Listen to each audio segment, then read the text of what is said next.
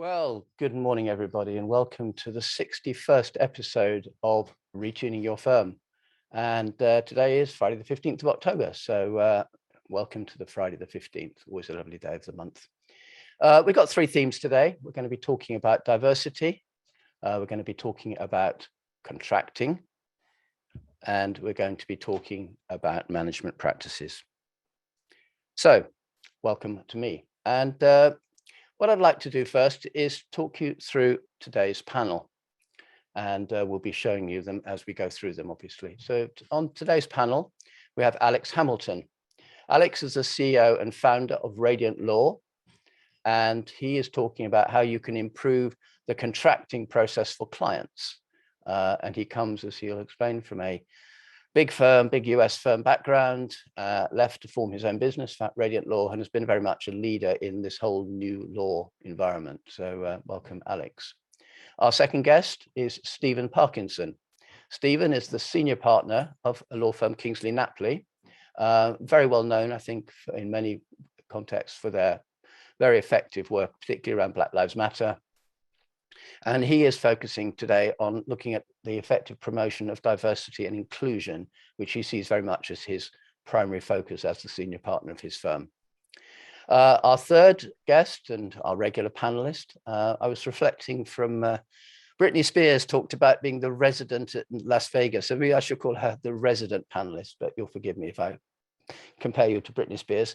Anyway, Francesca Lagerberg, welcome, global leader of network capabilities at Thornton International, and also the resident in our transatlantic show, which is happening. The next one is on the 3rd of November. So if you haven't signed up for that, please do so. And last but by no means least, our panelist, Jeremy Beard, who is the managing partner of Haysmacintyre. And Jeremy has been on the show, I don't know, 20 plus times, and always comes with some really great insights. And occasionally I'll say, well, okay, we came up with that idea. How did it go? And he's always great at saying what worked and what didn't, because at the end of the day, that's what really matters, is when you're actually there on the front line, making things happen as the managing partner. So thank you for joining us, sir. And myself, Richard Chaplin, obviously come back to me. So I'm the founder and chief executive of the Managing Partners Forum. So before we go into the poll section, let's just talk quickly through the what's going on in the forum. I mentioned a minute ago about the next transatlantic show. We had the first one a few weeks ago, and that was really great. And what we're doing now is that Francesca and also Dr. Larry Richard, who was amazing, watch the video, it's up, looking at lawyers and what their behavior and how you can manage them. The next one is on the 3rd of November, and we've got Julian Birkinshaw, Professor Julian Birkinshaw from the London Business School. He's talking about disruption. And Tim Murphy, who is an executive partner of a Canadian law firm called Macmillan, but he was also the former chief of staff to the Canadian Prime Minister, so has a very interesting political background as well. So it'd be really interesting to hear how them, and the structure is very similar to this show. Lots of people are watching the videos from past shows. Do pass the message if you haven't already. Today's poll, we're looking at optimal management practices, and the next set of roundtables is going to be exploring that area. The invites are going out at the moment, and hopefully we'll use today's poll to inform those conversations. So we've done a poll on optimal management practices and what does that look like. Fast track innovation framework. The next area we're looking into is giving you Myra, templates as well as the bespoke sprint. So watch the space on that one. Peer groups, really well, 100% renewals, I think you're aware, and some new groups starting up soon. The session we had with the what I call the non-sector leaders, in other words, the people who are working in a professional firm as leaders, but not from that profession, mainly in legal, but not exclusively. So there's about 20, I think, in the whole of the UK in legal that we've come across. We had a group of those and they came together. That was really good. So hopefully that's going to continue. And last but not by no means least, the show is fortnightly, but I think you kind of know that by now. Let's go into polls. The feedback from UK government is, as you can probably gathered, amazing. Your poll results are incredibly valuable in analysis during these dynamic times. I put the diamond for the last episode. I thought it looks quite nice there rather than just the words. So I'll keep it for future because it looks quite good, I think. And so what are we going to be doing today? Well, let's just think back. What happened last week? Or 2 weeks ago, what were the topics that we did? I think it's going to be a quarterly tracker now. I think things have settled down enough. We don't need monthly ones. We were zigzagging all over the place for much of last year, but I think it's settling now. So firms remain bullish, 70 to 80% expecting expansion. and no firm expecting contraction over the next year in activity, whether that's in activity levels, headcount, or new workflow. Very, very bullish. This is quite an interesting stat if you work it through. Over 90% of people will be working from home for at least half the time. That's quite a big number. As regards topics, what's going on in the partner discussions, client service is definitely number one, and that's followed by finance. Now, finance has been very much top of the piece for the whole sort of year or so. Client service really hasn't come through, but given what's going on at the moment with so much pressure on particularly middle managers to deliver and in the employee turnover creeping up, the client service and the sort of what I call internal staffing issues really start to flow through. So that's quite interesting. The new top priority is all about people skills, followed by commerciality. So again, the people side is coming through much stronger than it was in previous months. And in terms of the constraints, the employee turnover and the skills gaps remain top of the list. And the things that were quite important a few months ago, like the financial health of clients and the economic climate, are now actually far less important. So that's quite interesting, I think. Let's look at a few charts. I know they're not always the clearest, so I'll quickly explain. The blue means expansion and the red means contraction. And the contraction, looking at the activity levels, is sort of seems to be tracking at 0 for this particular group, which is quite interesting. What about headcount? Pretty similar pattern, but the gap between blue and red is a little bit less, which means that headcount is probably not expected to expand quite as fast. Probably a productivity issue, at least that would be my theory, but let's find out. In terms of this one, again, a little bit busy, so apologies for that, but I'll just go run through them. The one that's the light blue, that's the client service, which I mentioned a minute ago, has now taken over, but it's very much in the pack for the last sort of basically 6-9, about a year, I suppose this goes back now. The one that was very high, which was the finance and cash flow, is still up there. And then the others are going to be marketing, which is the olive one, which kind of zigzags around a bit, people in the firm as an employer, and operational performance. So some quite interesting stats there. In terms of what's getting in the way, again, if you take the dark blue one, the one that's highest in October, that's all about lack of skills or talent. And that was almost non-existent going back not a year ago. It was not an issue. Employee turnover, again, coming through, that was 0 for several months, literally, just didn't apply.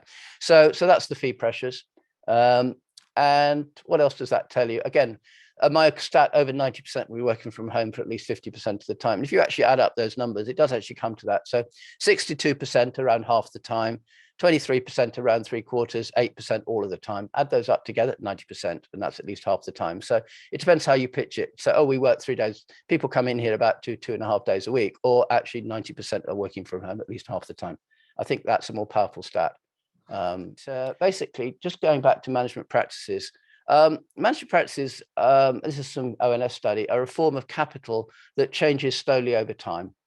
And what's interesting, the ONS says, the overall relationship between management practices and productivity is strong, significant, and positive, even during the pandemic. And they say that better managed firms have retained their productivity advantages over comparable peers. And the area that they see that most in the case is around employment practices, people, if you like, and followed by setting KPIs. So I will be presenting that study over the next few weeks, together with hopefully the results of today's poll. We've got a good number of people, so it's going to be great. So let's talk about today's poll. I thought I would ask you to answer some questions about leadership and management practices. And the areas that I wanted to cover are, let's start off with the big picture. What are the big changes that you've observed over the past 3 years? What's the dominant leadership style that's kept you in the right place? What's the balance of emphasis between effective management practices and leadership? And I do think that there is a trade-off there, though you might disagree, but I think it's an interesting one. How managers spend their time, that's quite an interesting one. What are the most effective management practices, and what are the most effective ways to enhance management practices? To what extent learning transfer is embedded in management training programs, if you have any, and finding out what people feel about your firm. I put fee, sorry about that. That was a Freudian slip. Feel about your firm, because if people are important and you don't know what they feel about the firm, you may well end up in a suboptimal place. And lastly, to what extent is the managerial performance review system and reward systems linked? Do you have a managerial performance review system, or is it just about technical skills? So we'll see. So anyway, that's the poll. So over half of you have participated, which is awesome. So thank you very much. Let's just look at the results. Okay, the first one was looking at what are the items that have changed most extensively. And the one that comes through quite strongly is the technologies, which Alex will be pleased to see, given he's going to be talking about that in a minute. But I wouldn't have said it's streets ahead, it's 56%, whereas some of the others are in the 40s, and how you deliver services to clients is 50. So I think arguably delivering services to clients and tech are fairly linked. So we can move on to that second question. How would you describe the dominant leadership style? Nobody chose command and control, that's a relief. But then there's kind of a mix between challenge and support, contract and review, and inspire and enable, and with a slight focus on challenge and support, which is something that we found as well. How would you describe the balance of emphasis between effective management practices and leadership? Well, about 44% of you say it's evens, but there's 30% who say we're slightly more into the leadership space, and 26% who say we're more into the management practices space. So that's kind of evens. That's quite interesting. What are the activities which those responsible for business management, where are they spending their time? And the biggest one by far is externally facing work. In other words, going out. And they always say the CEO should be the chief external officer, not the chief executive officer. I always think that's a lovely way of presenting it. And then fairly low on the list is managing up, which I suppose means that you probably don't need to worry too much about your board if you're the managing partner. I'm sure that's not true. And senior partners might disagree with that, Stephen, I'm sure. But learning and development is quite low as well. So there isn't much time. It's mostly managing down and externally facing. Those are the two big ones in terms of where people are spending their time. In terms of which ones are the most effective, very strongly communication comes through. Communicating effectively is the most effective way to achieving your business goals, followed by making change happen and understanding and motivating others. So lots of people there. In terms of what are the most effective ways of actually enhancing your management practices, and remember, sometimes it's a lot more than training course. It's actually about learning on the job, and as you'd expect, being exposed to a variety of experiences comes in very, very strongly, streets ahead of any of the others, followed by working collaboratively with others. So again, we're all about people. We've got 20% which have no formal management training programs at their firm. I wouldn't think that might be an issue that's worth raising with some of our L&D colleagues. 30% say they've got some, but no real thought is given to learning transfer, which, if you recall, is about the transfer of formal learning into desired new ways of working and sustained behavior change. And if there's a point in training, to me, it's about behavior change. Otherwise, why bother? It's just an away day. Learning transfer is done, bolt on to traditional 36%, and say that it's actually embedded in. And so I think basically the message there is that it's something which is probably work in progress. I think that's an elegant way to put it. How do people feel about working for your firm? Well, again, what's the best way? Exit interviews. And that finds interesting, because it seems to me that exit interviews is arguably a bit too late. You really do want to catch people before they decide to leave you in order to find out how they feel about you. That's my view anyway. But and otherwise, other ones come into independent research. But exit interviews coming up very highly in terms of finding out how people feel they work for the firm. Are they the best group to talk to because they've clearly made a decision to leave you? ... Okay, moving on to number 9. How consistently is managed performance reviewed? In other words, you're a great manager, but is anybody checking on your management capabilities and competencies? And the answer is, well, 20% no, 20% rarely, 40% sometimes, and part of how we work and regularly are just in the low teens. So I think, 3/4 of you, there really isn't any assessment there. But yet, when it comes to the performance management system and the link to reward, 50% say there's a strong link. So there's a bit of a disconnect there to me, I think. 20% say a very weak link, but to what extent is there a strong link when there isn't really any consistent review of managed performance? I think there's anyway, I never challenge the people who answer polls. That's always takes you to a bad place, but I think the panel may have views on that. So I'll stop sharing the poll. And I'll now invite our first guest, who, if you recall, is Alex Hamilton. and he is the founder and also the CEO of Radiant Law.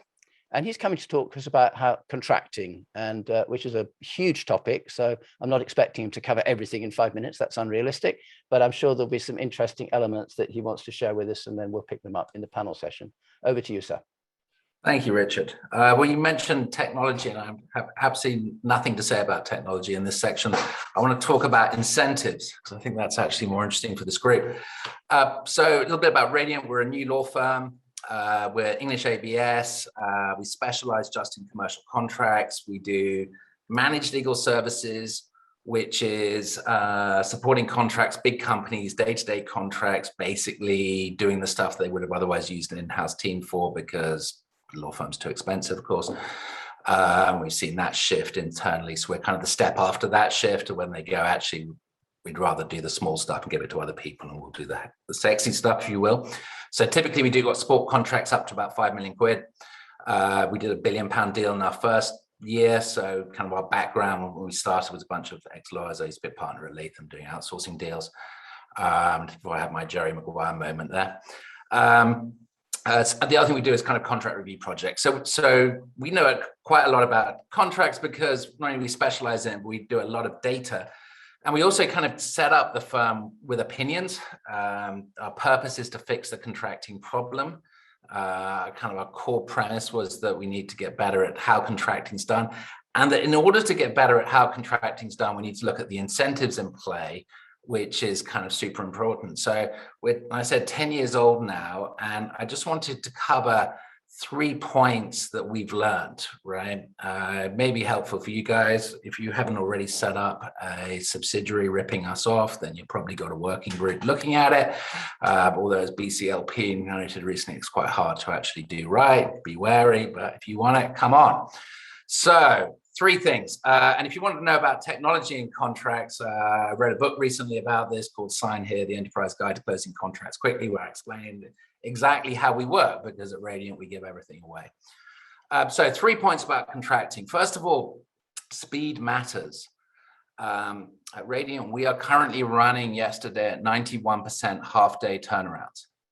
That means that 91% of the contracts we touched yesterday, we turned in half a day, either drafting it or reviewing the other side. I think we're probably by some way the fastest on the planet at this stuff. Certainly can't find anyone closer. If any of you got data to show you're faster, I'd love to hear it. The interesting result of that is that net promoter score, we went down half-day route, went from 50 to 85. Well, it actually went to 100 for 3 months, but we're currently running about 85 this year. In other words, clients actually care about speed. It has a huge impact. This is the polling the business users after each matter. But the interesting thing about that, it would be impossible to do this if we had a timesheet culture. Radiant's fixed price only, and we do not keep timesheets, and therefore we do not incentivize people in the firm to actually spend longer working on matters. Second point I'd make is that data, lean, and process improvement matter. Right? The way we do everything and the way we've managed to get better is we've standardized the work, right? This is radical thinking. We're not a partnership, we're a company. It'd be impossible to do what we're doing in a partnership because, as we all remember as young lawyers, those are lawyers on the call, the first thing we learn is to be a chameleon, right? We learned that the first thing you have to do is just fix the style of whichever partner you're working for. You know, some people like it like that, some people like it like that, you know. I believe all of your roles probably comes down to cat herding. I feel for you. It's not like I don't have cats, but we have one way of working at Radiant Law so we can move together. And if you don't have one way of working and you don't have vectors for spreading innovation across the firm, doesn't mean you can't win innovation awards. There are plenty of those going for that lone partner out in the somewhere at the back end, fiddling away with stuff. I used to win those awards at FT on a regular basis, but you can't actually move as a team, and therefore you can't move. And then the third thing that we learn is that reasonableness matters. I've got data that shows that a single unreasonable provision can make a project or contracts on average run 4.5 times longer to close. Right? If we cared about actually getting deals done faster, we'd be a lot more reasonable. But of course, if you're charging by the hour, what's the incentive for being reasonable, right? What's the incentive for having short, clear, reasonable, relevant terms? And similarly, in the in-house team, right? What is the incentive for being reasonable provisions if you can be finger pointed at later, right? So if you're not being given the air cover by leadership. So, conclusion, right? There are tons of tools and technologies that can help. I write about them in the book, all about explaining how to do it. But until you have the right incentives in place, you can't fix the contracting problem. And that's me. Alex, that was a tour de force. Thank you so much. Really, really enjoyed it. Let's just remove the spotlight, sorry. So we now turn to Stephen Parkinson. Stephen Parkinson runs perhaps a more traditional law firm, you might call it, without trying to cause offense. But Kingsley Napley is very well respected, several hundred years old, I think. I could be wrong on that. But he's a senior partner, but has an interesting background, because you may have seen from the invite, he was also worked in the Attorney General office, I believe that's correct, and did that for a number of years. So it brings that perspective of looking at it from the client side as well as from the in-house side. And most partners in most law firms have only seen it from one side. So Stephen's going to talk to us today, I think, mainly about effective promotion of diversity and inclusion. You have 5 minutes, as they say in Mastermind, I think it was, but over to you, sir.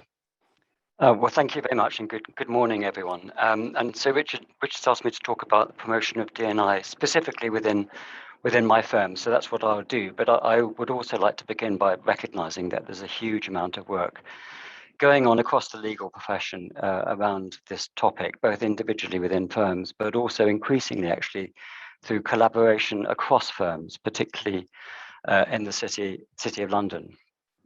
So this is just our firm's story, really. So why is it so important to us? Well, in simple terms, it's important to us for 3 reasons. It's something that we know our people want us to do to promote D&I. Our clients expect us to do this, but also we've come to recognize that not only is this the right thing to do, but it actually promotes better decision making and provides a more effective client service. Those of you who know my firm may know that for some years now we've had a fairly good track record on gender balance. Over 50% of our partners are female. But when I became senior partner 3 years ago, I sort of recognized that we had more to do in terms of widening the diversity within the firm. And so I did make that one of my principal objectives. I knew I'd get lots of support from within the firm, but I have to say that the events of last year, May last year, the killing of George Floyd and the reaction to that, enormous impact, of course, across the world. But it really galvanized people within my own firm to want to make a difference. And so we saw that as an opportunity to accelerate our own agenda around this. But clients are also really important. We've had a number of significant tenders over the last couple of years. Clients want to know more than what's your D&I policy. We're being asked about pay differentials between male and female employees.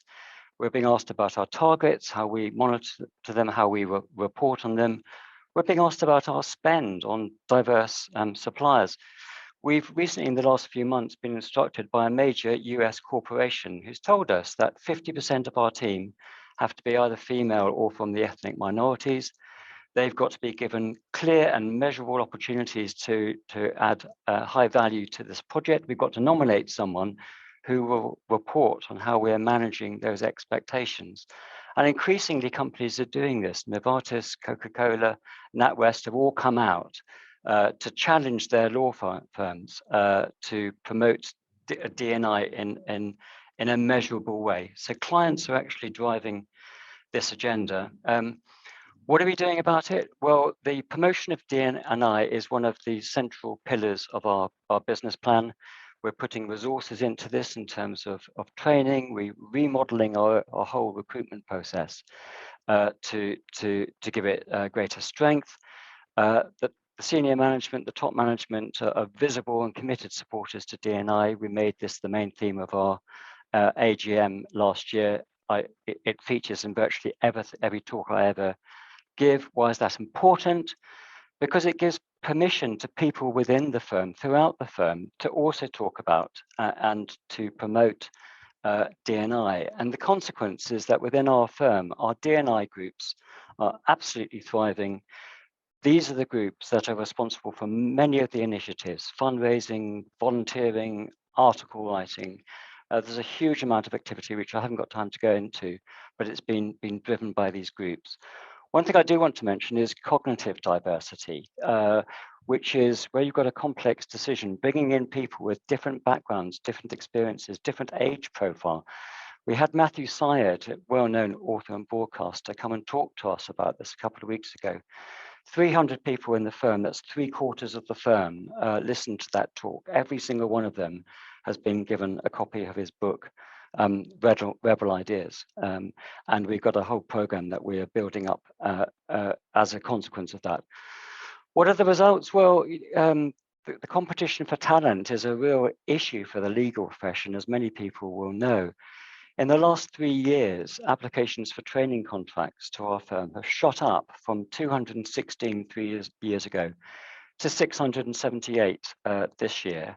We have more than tripled the number of non-white applicants for training contracts within our firm. And for the last couple of years, 30% of our successful candidates are non-white ethnic background.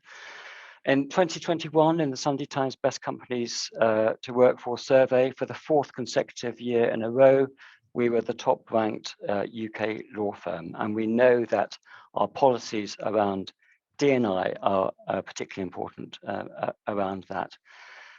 There are challenges, of course. You can't achieve change overnight. You don't immediately engage everyone. But what we try to do is be open and transparent, not only about the things that we're doing well, but the difficulties that we face, and in order to engage and educate our people. Thank you. Thanks very much, Stephen. Excuse me. Thanks, Stephen. That was inspiring. And I think, gosh, Matthew must be Saeed must be very happy with the reaction. I mean, I think you come along, give a talk, you don't then find 300 copies of the book have been circulated, and everybody's setting up groups to think about how they can change the way that they operated. So that's a great. I always love to bring business schools and firms together, and that's a fantastic example. So thank you very much, Francesca. Good morning and welcome to today's show. And this is the 61st. This will be your 58th or something like that, I think. All good. But if we count the US, it's 62, I suppose. But I'm not sure whether we can't do 2 counts separate or not. Anyway, Francesca, you've heard from Alex, focusing very much on the contracting process and all the sort of turn every document round within half a day for 91%, which is just an astonishing statistic. I think the unreasonableness point probably comes through quite strongly. And then Stephen, who is clearly going amazing places with his focus on, or his firm's focus more accurately, on D&I. So love to hear your thoughts. Oh, sure, lovely to be with you as always, Richard. 2 great presentations this morning, very different, but actually I think have a resonance across all professional service firms. Starting with your points, Alex, and I'm sorry, I've just got a lot of show tunes in my head. You must have this all the time with that amazing name that you've got. But there's an interesting lesson to learn there about the fact that your clients are valuing speed. Because I think sometimes in professional service firms, we perhaps put too much value on the enormous content we've given, the incredible insight that we've added, but sometimes they just need stuff done quickly, done well, but done quickly. So I think there's a real resonance there. I remember when I was trying to re-engineer the tax compliance practice in the UK firm, just how much clients valued getting things done in a more efficient and thoughtful way. So a lot there I think we can take away about what is it that clients really want, what's the job to be done, and how you're doing it. And I'd love to hear more about the tech side of that, because I'm guessing that you invested in tech to make sure that that really came alive. On diversity and inclusion, I mean, one of my favorite topics, because, you know, why wouldn't you, is always my question. Why on earth have we only just discovered D&I when it seems the most obvious things in the world that you want to give everybody an equal potential to be successful? But it's really good to see role modeling around that. And what I think is quite compelling is that tone from the top, because it is incredibly important that D&I isn't a program. It isn't an initiative. It isn't something that is, oh, we've ticked the box of that because we've got something called an inclusivity program. That actually really happens on a day-to-day basis. It's real, it's authentic, it's coming alive. People are really doing things. I love some of these social mobility programs that are really taking hold now. in professional service firms like Access Accountancy. Really great programs for bringing people in to professional service firms who might not be following that traditional route of school, university, falling into a firm, coming in perhaps when they've had poorer A-levels but have got a real ability, attracting people who might not have seen professional service firms as their route. It might feel something that's really strange and different and didn't really feature in their careers advice. So fantastic to see some of that action taking place in the social mobility efforts. I know my own firm invests a huge amount of time in that area, but also the incredible trainees that have come in who haven't followed traditional routes and come from very different backgrounds and very different worlds from that more traditional old-fashioned approach. And they've been fantastic. They've been amazing contributors. So there's something there about challenging ourselves, about how we're still looking for the same kind of people we've always looked for. Is that the right answer? And I think you put that in the client context really powerfully, because if you are just fielding a bunch of people who don't look like the client, don't feel like the client's going, these people don't understand me. They're not diverse. They're talking about D&I and their tender material, their promotional material, but where is that D&I? I think I've mentioned it once before on this program. We were on a global pitch, and one of the firms that we were pitching against turned out with an all-male, all-white group, and the client just refused to even hear their pitch and just said, "I'm sorry, we asked you about D&I. We expected you to talk about D&I. You haven't made any effort to put forward a team that really represents that. So we don't believe anything you're saying is true." And that was quite a stark reaction from that potential client, but also what a compelling way to show that you just can't keep doing the same old stuff and expect a different result. Behavioral change is phenomenally difficult, and you have to start somewhere and you have to do it right, but you also have to really stick in it for the long term and not just treat it as a training program or a learning initiative or something that is a short-term win. D&I is an enormously important thing for new talent, but actually it's a really important thing for existing talent. They expect firms to be able to appreciate the value of giving everyone the right to reach their full potential. Thank you, Richard. And they probably won't join you if they don't think that you're giving the messages and you are sincere about it as well. And there's a Groucho Marx saying, which sincerity is the key. If you can fake that, you've got it made. On which happy note, Jeremy, come and welcome today. We've talked a bit about speed from Alex and the importance of delivering quickly. Stephen has said that if you have a culture which is genuinely inclusive, then you are getting people joining you, clients instructing you in a way that perhaps wouldn't have happened otherwise. And then Francesca, as always, has given us her wonderful take. So how's, as the managing partner, what are your thoughts having heard the panel today? Thank you, Richard, and thank you to Stephen and Alex. Very enlightening talks this morning. Richard often says when he introduces me that I'm very honest and admit sort of frailties or admit where we could do better. And when I looked at the speakers this morning and saw Stephen talking about D&I, I thought, oh yes, that's quite a good topic. I feel quite positive about that this morning, until I've heard what Stephen's doing, and then I thought, yeah, we could be doing better. So maybe you're always right, Richard, but I suppose the principle should always be that we should be trying to do better. But I think just dealing with D&I first, yeah, very important aspect, increasingly important. We have a D&I groups, D&I committee headed by a member of our management board. Not me as managing partner, and I acknowledge Stephen is heading that as the senior partner at Kingsley Napley, but it is headed by a person on the management board, and I think that's very important that you get that level involved. We have people right across the firm, volunteers right across the firm, doing all sorts of things from school mentoring, etc. With regard to our graduate recruitment, we work with our graduate recruitment is actually outsourced to an organisation, but they in turn work with an organisation called Bridge Group, which some of you may have heard of, which is a charity that looks at sort of fairer higher education and labour markets. So looking to ensure that we get a good mix now of graduates coming in from various backgrounds and different diversity.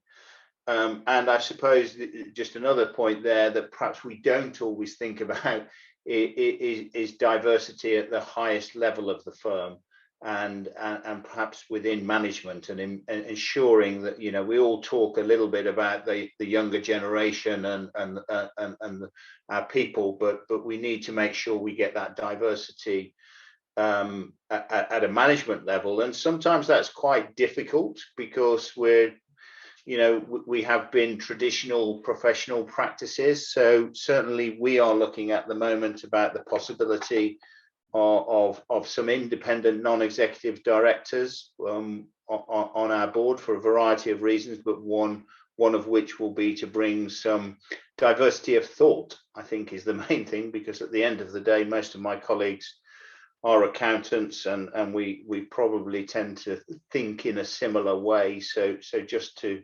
expand that. So I think that's important. I would also say make sure you involve the younger generation. They are much more tuned into this than some of us. And I give a particular example, which is not a particularly pleasant experience, but I'll share some brief details of it. We wrote an article. One of my colleagues wrote an article in the accountancy press recently about our expansion of our new intake and the recruitment we were doing there, whether that was school leavers from different backgrounds, etc., etc. And I received, as managing partner, a fairly unpleasant email from an anonymous person. We followed it up, but it didn't go anywhere. Was concerned about the quality, intellectual quality of our potential new intake and the impact that might have on audits. And I shared that with a recently qualified 25-year-old who actually wrote a brilliant response. We didn't send the response, but they gave me a response, absolutely brilliant response to that I could never have written. But because they are so closer to this sort of thing, it was very enlightening and humbling in many respects. So I would say make sure you involve those younger colleagues. Yeah, in terms of Alex's piece, it made me. There are certain aspects of our business, and if you particularly perhaps look about engagement and disengagement of clients, where it is just like wading through treacle. And we're looking at that constantly about how we can improve that, how we can take that process out of the hands of the fee earners and the partners, and just make that a much smoother process. And we spend so much time trying to get these things 100% right, and actually perhaps it's a bit more about risk and reward, and there's a balance somewhere. But certainly it did resonate with me what Alex was saying, and it is painful sometimes dealing with that engagement and disengagement. We've recently, a partner has recently left us, so I've had to deal with a lot of the disengagement of his clients as a result, and it is a really painful process. And the slicker we could make that, and the far better for everyone, and much more time we'd have to do good work or enjoy ourselves, whichever the case may be. But yes, those were just some of my comments, Richard. Fantastic. Turning to Alex now, just sort of a broader panel discussion. I was quite interested when you said that, in your opinion, one of the three things that was critical to your business is that it wasn't a partnership, it was a company, and you couldn't actually deliver this 91% half-day turnaround if you weren't a partnership. Now, most of the people on this call are, as you probably gathered, partners in partnerships, managing partners, etc. Is this a lost cause? I mean, I'm curious, how strongly do you feel that the partnership is not a model that enables you to do what you do? How honest am I going to be? Yeah, so I've obviously got to be cautious because I've had limited experience. I've been to a few partnerships. I was a partner at Radiant. As I was at Latham, I had a Jerry Maguire moment.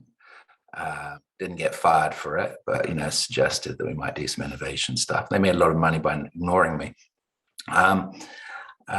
My personal opinion is, having seen it in practice, and also I talk to all of the people who do innovation at your firms, right? They all come and talk to me, and they all tell me what's going on. So I know what's really happening, right? So I know all the innovation stories are bullshit.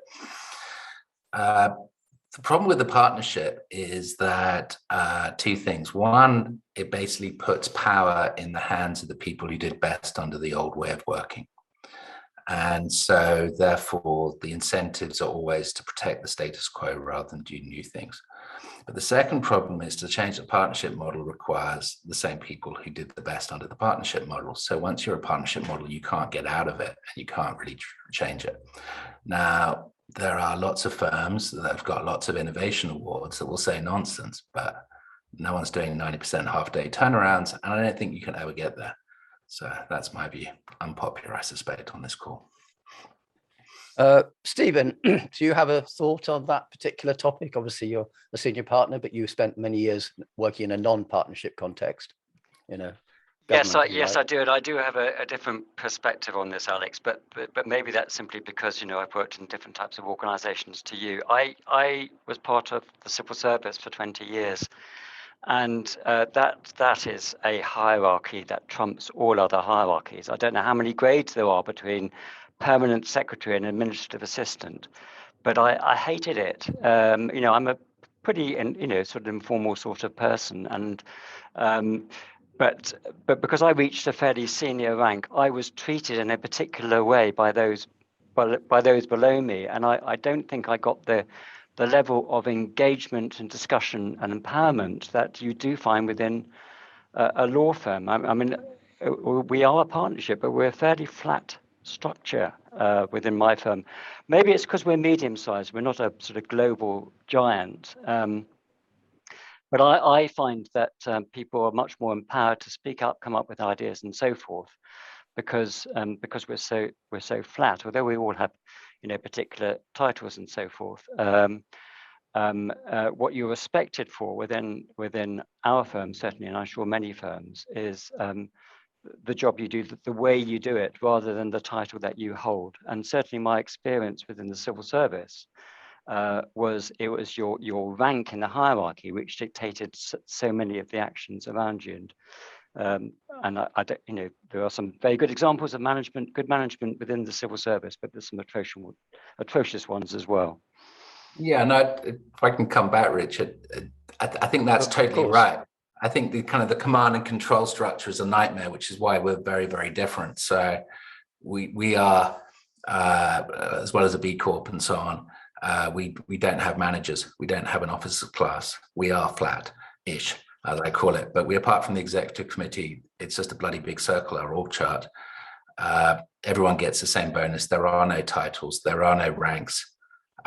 We push responsibility right down to the edges and the most junior people. And we have no partners saying this is how we do it. So I 100% agree that the command and control structures are not capable of doing that kind of performance at scale, and that we need to redo it. But I think partnerships half-baked, if you're trying to go there. On which happy note, let's bring Francesca in. I remember years ago when I was at KPMG, this was probably, I can say this, that we used to refer to the partners meeting as the cinema crowd, because the real decisions were being taken by a very small group at the top. I suspect things have changed a wee bit since I was involved, but where does this fit in the larger firm context, this idea of partnership, and is it really a partnership or not? Yeah, I think it's a fascinating discussion, because I'm not sure you'd invent partnerships today. I think you might want to keep some of the reasons you had a partnership, but I'm not sure that the partnership structure, which has a lot of very strange elements to it, would necessarily be the go-to model if you were starting with a blank piece of paper. But we have what we have.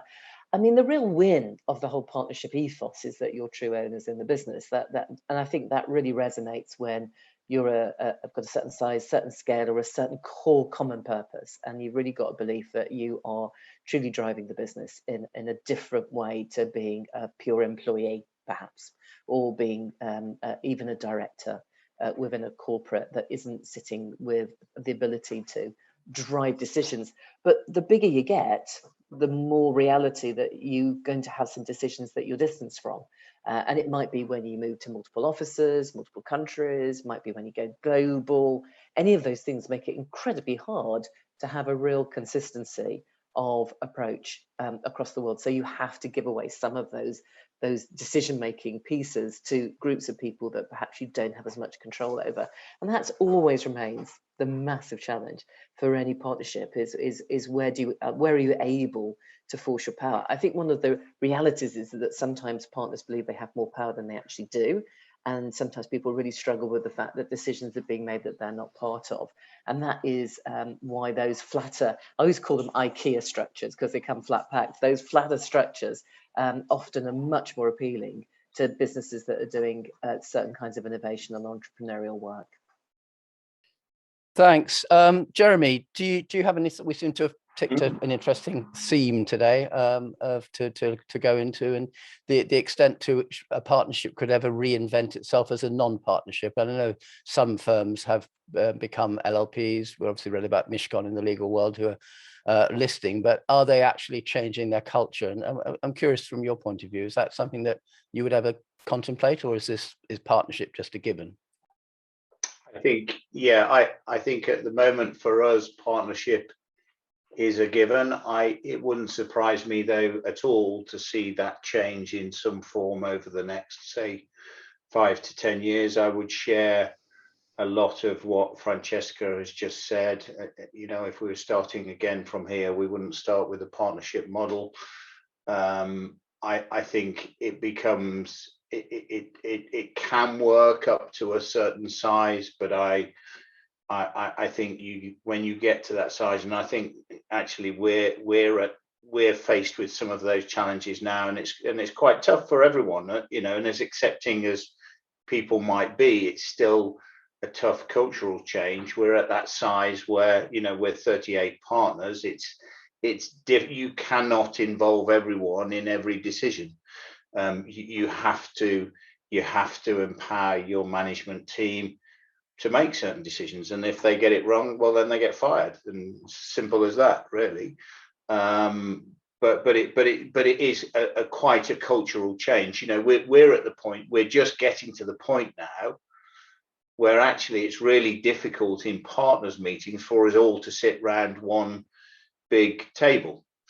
So we're going to almost a theatre style partners meeting, which just culturally is an entire. So you've got your management board sitting at the front, and the rest of the partners in a theatre. Culturally, that is quite a shift. So those are the we feel we're right at that cusp, and look, people at different sizes might feel differently as well, but. Yeah, it is a challenge around that whole partnership structure, and it also comes down to your reward structure as well, which we have had quite a flat reward structure over the years. And again, I'm not sure as we get to the size we're getting to how long that will last, and what changes we will need to see over the next, as I say, 5 or 10 years, maybe less than that.